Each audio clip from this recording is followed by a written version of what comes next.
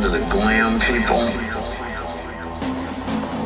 I don't want to belong to the hip-hop people. I don't want to belong to any of it.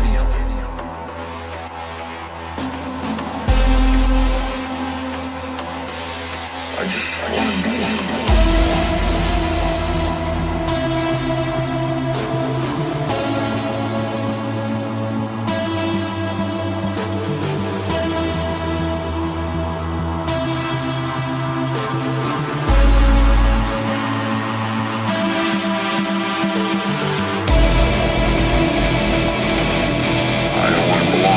Alternative people.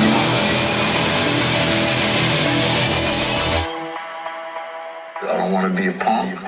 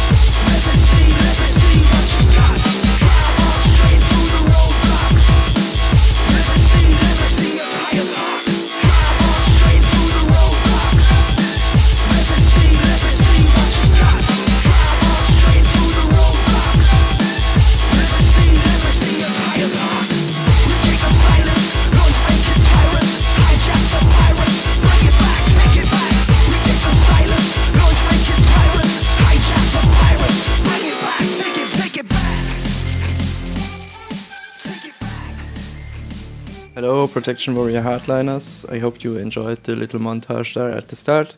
I just made this little guide video because I noticed that a lot of Protection Warrior only use like half of their kit and they don't really know how to deal damage, and I think Protection Warrior right now isn't really in a spot where you can or where you should allow yourself to do like a sloppy gameplay. I think you should use your trump cards that you have as a Protection Warrior, because every spec has things that they can do better than other specs, or most of the time. Even if your spec is like in the all-around package way worse than, for example, DK, you still have some things that you can do quite as good or even better than even the best tanking class. And in this video I tried to show you some of those things to just make you a better tank for also the future of the expansion, if you want to continue to play your Protection Warrior like I will most likely do. So we are just going to look at some clips, and I'm going to explain a little bit. In this first part we are going to talk a little bit about damage. So first we are going to take a look at how to burst on a Protection Warrior, like do a burst damage, because this is also one thing that you are basically the best at.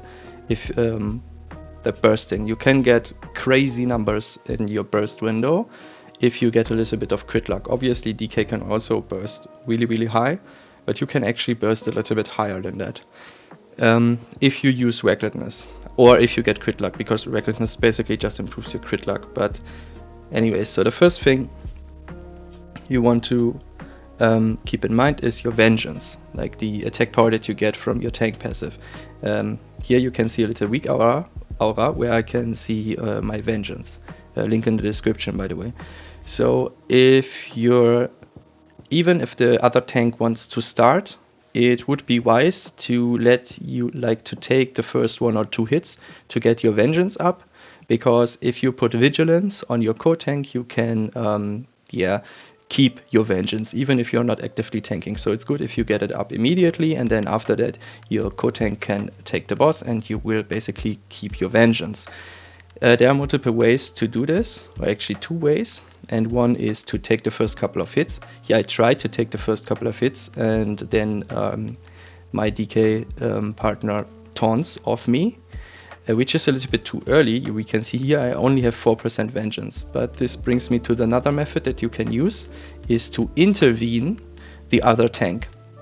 If you just press intervene while you have someone like an enemy at your target, intervene will automatically target the target's target. So in this case it would automatically intervene myself to my DK co-tank. And I use the glyph for intervene, so I take the next 2 hits instead of 1 hit, because if I would parry this one attack, I think I don't get any vengeance. Correct me if I'm wrong, but yeah, taking 2 hits of my co-tank will increase the chances of me bringing up my vengeance. And here,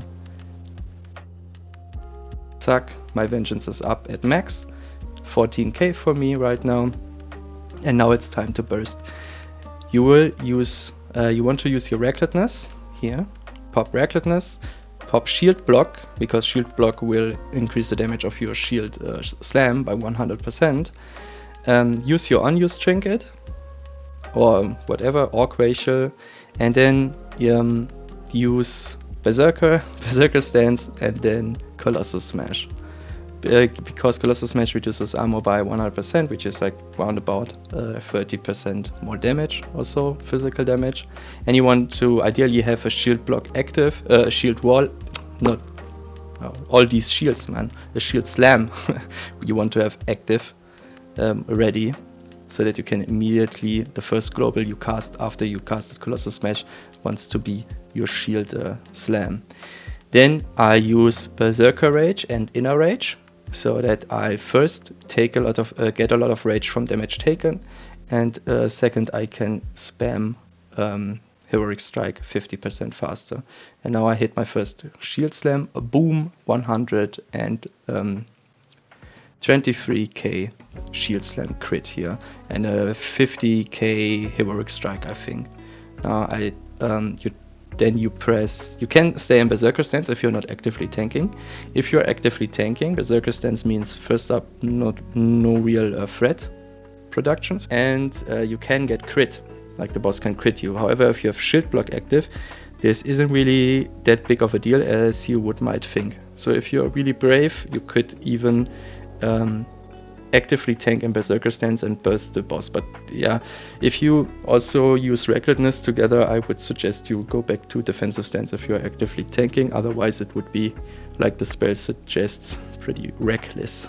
So then you want to use things that get you reset on your shield slam, so Devastate or Revenge, because your goal is to get as many shield slams as possible inside of that burst window. We get another shield slam here for 61%, 61k damage, and you even want to use your hop, like your heroic leap, because your heroic leap will also deal like up to 40k damage or so if you have your vengeance up, and this yeah, would add to your burst, especially on those bosses that are like super thick with a big hitbox. I could just make like a little hop here and get a little bit of free damage. Sadly on this try I sleep on that, but I can show you a clip where I use it, which would be, I think, here.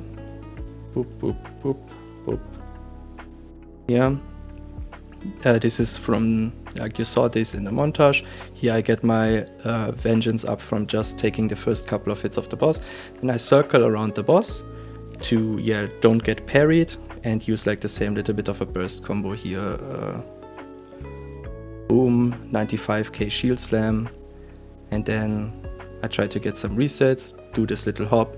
The hop, I think, critted for 32k or so, and then I intervene back to my co-tank. I should have stayed in Berserker stance here, but I didn't really, like, this was like the first time doing the boss here in 10 man, and yeah, I didn't really want to grieve my raid too much.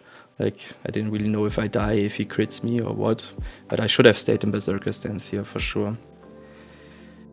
So yeah, this is like how you want to do your burst combo at the start. With recklessness, you always have to look out for if you can use it or not. If you're not actively tanking, you can pretty much always use recklessness.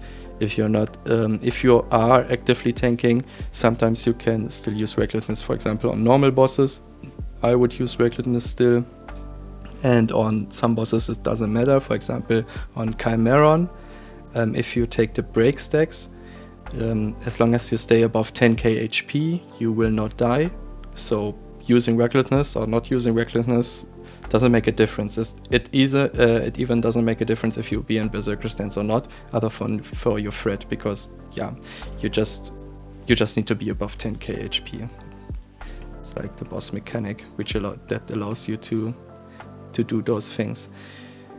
Okay, so one more thing is, I think here on this fight, I wanted to show you guys that you can look out for opportunities where you can use, even if you're actively tanking, there are opportunities where you can just swap into Berserker stance. And here we see I use Retaliation. Retaliation does not share cooldown with your other big CDs anymore, so there isn't really a reason why you should not use at least one Retaliation per boss fight. And yeah, I'm waiting for the breath here. Here, see, she's doing the breath, so she will not attack me for like the next 5 seconds, and I will capitalize on that by going into Berserker stance, because I don't need to worry about getting crit. So one more thing I do here with my little burst is I have an enemy swing timer, which shows when the enemy is going to attack me. So right now, if I'm in Berserker stance, doesn't matter, because she will not attack me, so I am not in danger to get crit. So even if you're actively tanking, you can do like your stance swaps between the auto attacks of your enemy. And then one more thing you do not want to sleep on is first up vigilance. Like my co-tank right now does not have vigilance. This is why my vengeance drops so hard. But execute, because execute, like using execute in shield slam, like shield slamming on cooldown and then using execute, is more damage than doing your normal rotation. So especially if you're not actively tanking, you really want to go into Berserker stance and use execute. So what I'm doing here is my vengeance is down to 70%, so I need to get that back up again. So I can intervene my co-tank, you get vengeance, get a little bit of rage from damage taken, and start to spam execute. And this is exactly what I do here. I intervene my co-tank, give him a little bit of a DR here, because you're pretty much out of mana here, and it's basically a do or die situation. So every little bit of DR, self-sustain, or damage we can get is pretty welcome here. So, and I'm trying to maximize those things here in intervening, like giving a little bit of a DR and trying to do as much damage as possible. So I intervene to get my vengeance, do my shield block, Colossus Smash, shield slam for 44k, and now I use execute for 40k and another execute for 80k crit.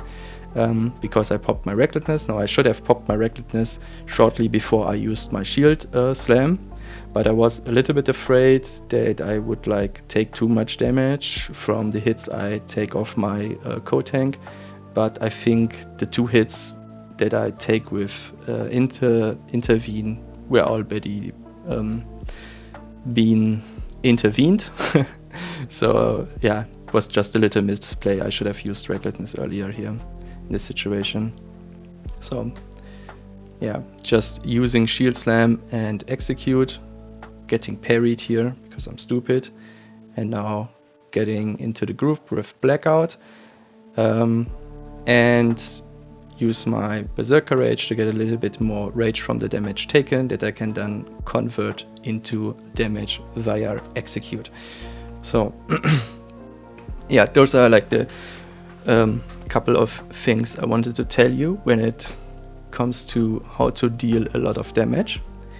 And now we are going to talk about things that you can do pretty well on a protection warrior that other tanks maybe cannot really do as good. Alright, so the next part is like knowing your strengths and things that you can do as a protection warrior, and for this I want to give some examples. So one thing that comes to mind is you have a lot of mobility, right? You have like your one hop that goes fairly far, you have 2 charges that you can use on enemies, and 1 charge that you can use, or get closer, that you can use on teammates. So this is a lot of mobility, probably the most mobility in the game, by far, I guess, if it goes, if you talk about short bursts of speed. And you have a lot of crowd control. You have an AoE stun for 4 seconds on only 20 seconds cooldown. You have an AoE fear that is sometimes useful. You have 2 stuns with charge and intercept. You have obviously you can interrupt. And one more fairly important thing is that you can AoE slow with no cooldown. Only 10 yards around you, but you still have a slow that you can basically keep up forever on enemies, which makes you like the perfect choice when it comes to kiting a lot of enemies. You can stun them, leap away, like stun them, slow them, leap away. They take ages until they get to you again, and then you just slow them again, intervene to one of your teammates, and yeah, you get the idea that then stun is ready again, you stun them again, slow them, run away. And you can just, like, if you're really good at it, they will never really touch you. Basically, you're the ideal tank for kiting mobs. This is like one thing. You also, if you kill something, you have a lot of self-sustain, because then you can use Victory Rush. If you use your Glyph of Victory Rush, you basically heal yourself for 50% HP, because your healing is 6% more effective on yourself, and you also get healed by an additional 20% from others, which makes like healing reduction on you a lot less potent than, for example, on a DK for the most part, because DKs are tanks that need to heal themselves, and you don't really need to heal yourself for the most part. You're basically a mitigation tank. This mitigation thing is going to get better with the phases to come, but right now you're still a mitigation tank. You take 20% more healing, which in some situations makes you like as durable as a DK. And yeah, so a situation where your mobility would be really handy is, for example, on this fight here against the 2 dragons. You can use your mobility to quickly move between those little ads. Every time you kill one of them, you get a victory rush. So you have your self-sustain, you have your mobility for this phase, and you can keep your vengeance up down here as well. I don't really know if you can like if other tanks keep their vengeance down here as well because of the damage taken, or if it's just warrior because of vigilance. Regardless, no one here in this phase has so much sustain as you do with your victory rush thingy, unless maybe, I don't know, if I think there's a way to make your death strike heal more after you kill something, which could be used by DKs as well, but even then they wouldn't have the mobility to kill as many of those things like you can, and therefore we already have one example where a warrior tank would be superior to a DK tank. In 10 man you don't need to send the DPS down here, you can just make your warrior tank start the boss and then go down and kill basically infinite amounts of ads here. Like I have 28 stacks here, but I can easily go up to 30 something or even 40 stacks. Like I didn't test the limits, but even on 35 stacks or so, it was still manageable for me. Yeah, already one thing that warrior can do better than DKs. Also, you could kite ads better than a DK could. And then we have one thing that I found to be really nice, and this is the glyph for shield wall, which makes your shield wall basically a one-time use per fight, because adding 2 minutes on your 2-minute cooldown makes it a 4-minute cooldown. Wow, what a math genius here.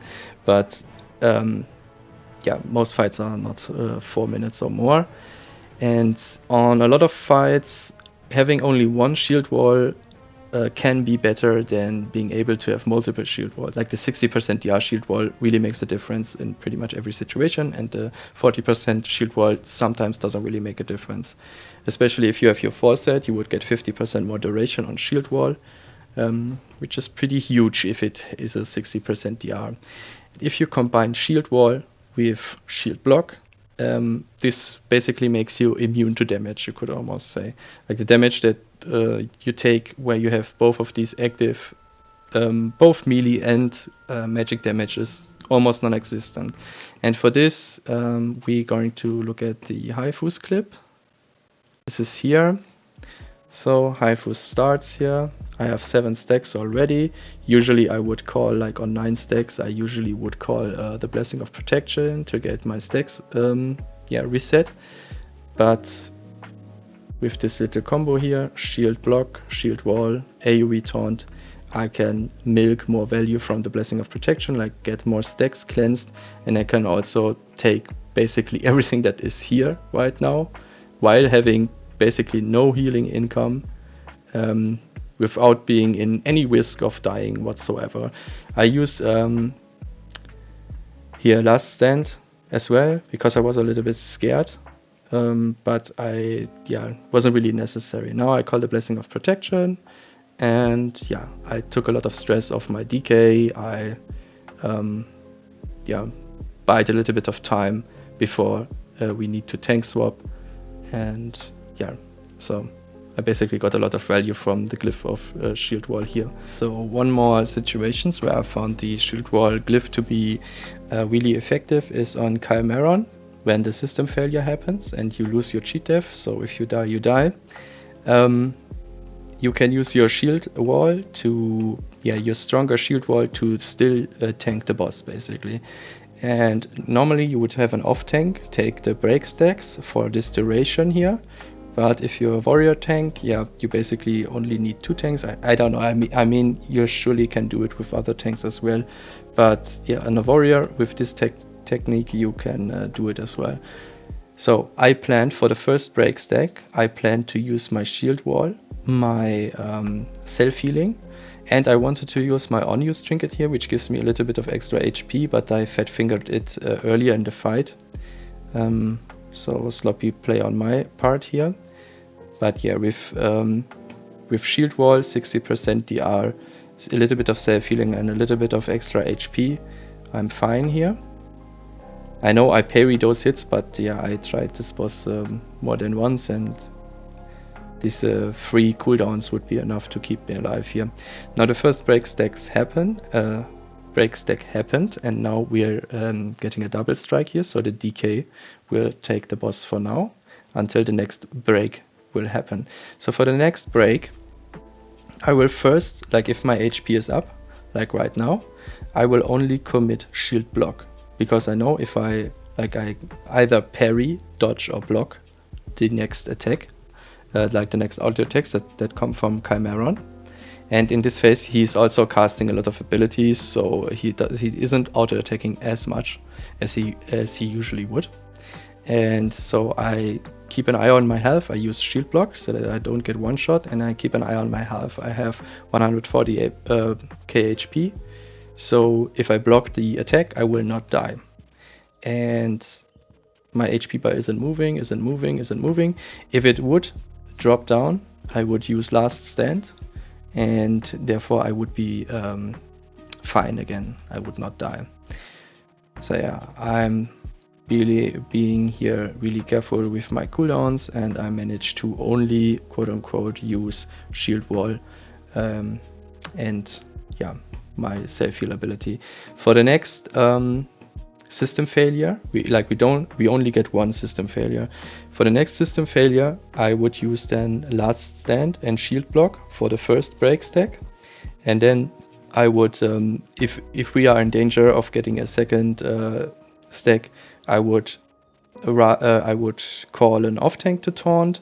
I would maybe, if my Last Stand is still active, I could also call for an external on myself. And in this group, for example, I can call for Hand of Sacrifice or Pain Suppression, which would be enough together with Last Stand to keep me alive. But I know the damage of the group, and I know that we only get like 1 or maybe 1.5 system failures, and therefore I'm good to go with this glyph. Even if you don't use the glyph, you can, if you only have if you have 2 system failures, you only can use shield wall in one of those system failures. So yeah, even if you get 2, like I said, the glyph is still valuable.